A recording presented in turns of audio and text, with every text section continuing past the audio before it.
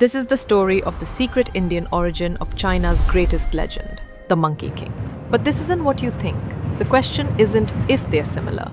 The real question is, how did an ancient Indian god travel 3,000 miles across the deadliest mountains on earth to become the most famous character in Chinese literature?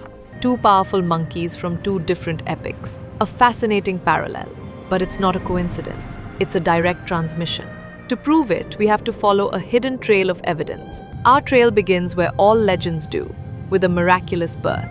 It's our first rung on the ladder of truth. Where do these two impossibly powerful beings come from? In Journey to the West, Sun Wukong is famously born from a stone egg, made fertile by the wind, and from birth, he possesses incredible strength. He later achieves true immortality by stealing and consuming the celestial peaches of immortality, an act of defiance against heaven itself. Now, let's travel back in time to ancient India. As described in the Kishkinda Kand of the Ramayana, the divine monkey Hanuman is no ordinary being. He is the son of Vayu, the Hindu god of the wind, and as a child, he mistakes the sun for a ripe fruit and leaps into the sky to eat it, showing his innate power. After this cosmic disruption, the gods grant him a boon, invulnerability, and a form of immortality. Do you see? Both are intrinsically linked to the wind. Both possess godlike power from birth, and both secure their immortality in a confrontation with the divine order. This isn't a parallel, this is a pattern. But shared origins are one thing. What about their most iconic signature powers? This leads us to our second rung, the 72 transformations. Sun Wukong is a master of disguise. His ability to change his size and shape is legendary. But where did that idea come from?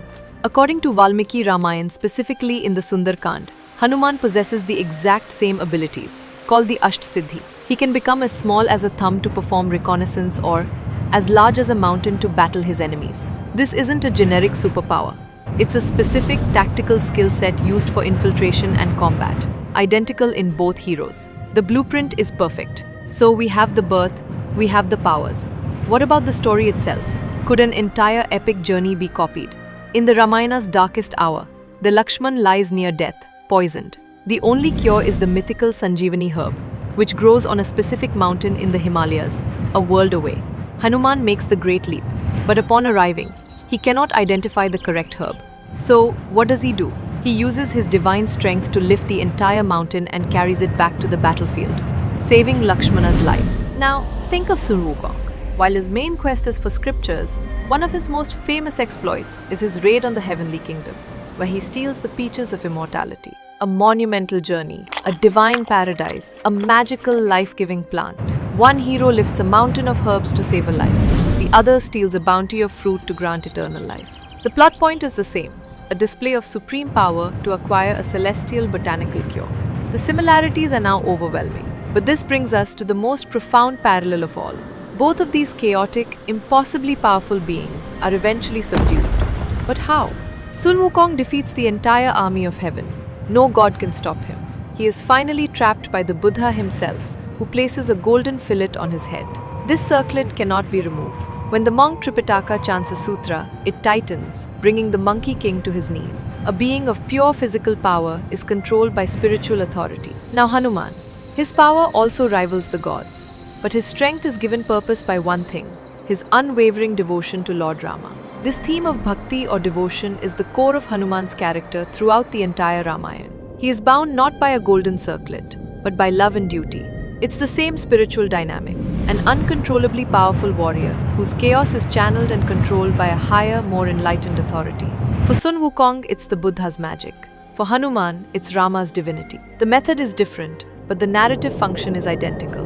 We followed the trail, the birth, the powers, the quests, the subjugation. The evidence is undeniable. But this brings us back to our central question. How did this happen? How did Hanuman cross the Himalayas? The answer isn't in a myth, it's in history. In the 7th century AD, a real Buddhist monk named Xuanzang, the historical basis for Tripitaka, made a 17-year journey to India to retrieve sacred scriptures. Based on the historical records of the Silk Road and Xuanzang's own extensive diaries, he and other scholars spent years studying at great monastic universities like Nalanda. They didn't just bring back scrolls, they brought back stories. They heard the epic of the Ramayana. They learned of the powerful, loyal, divine monkey god Hanuman. And when it came time to create their own epic, Journey to the West, They needed a character to act as the powerful, sometimes unruly, but ultimately loyal protector of the monk Tripitaka.